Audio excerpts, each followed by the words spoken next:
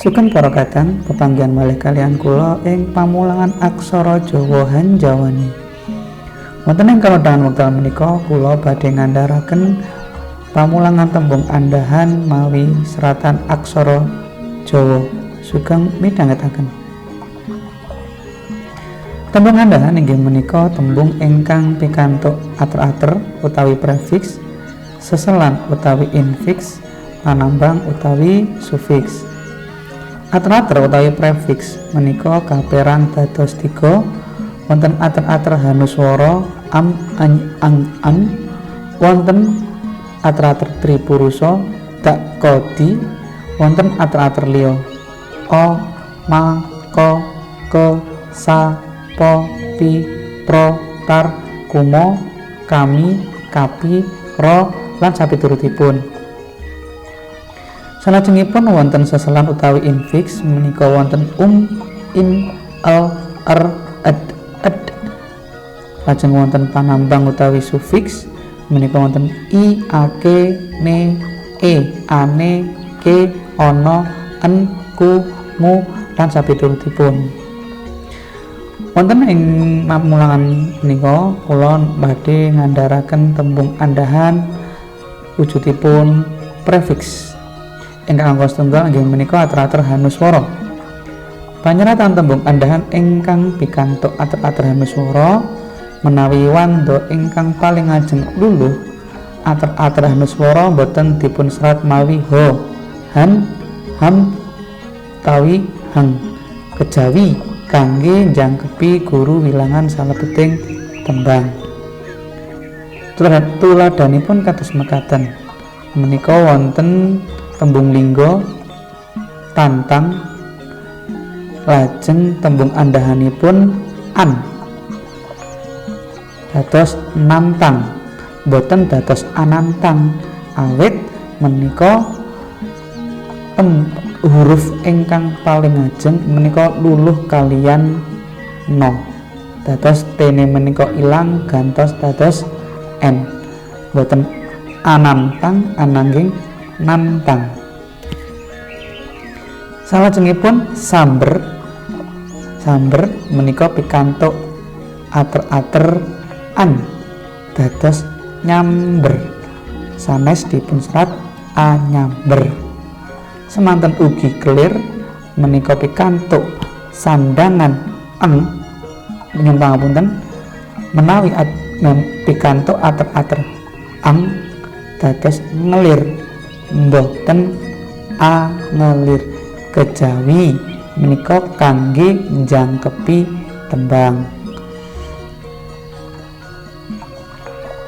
Menika wonten tuladha malih edan pikantuk eng dados ngedan boten angedan, rusak pikantuk eng dados ngrusak, lamar dados ngelamar. Lajeng wonten tembung lingga wulang menika ugi luluh dados mulang, culik dados ngulik. Tembung andhahan utawi kata turunan mawi ater-ater hanuswara menawi wanda paling ngajeng boten luluh ater-ater hanuswara dipun serat mawi ho.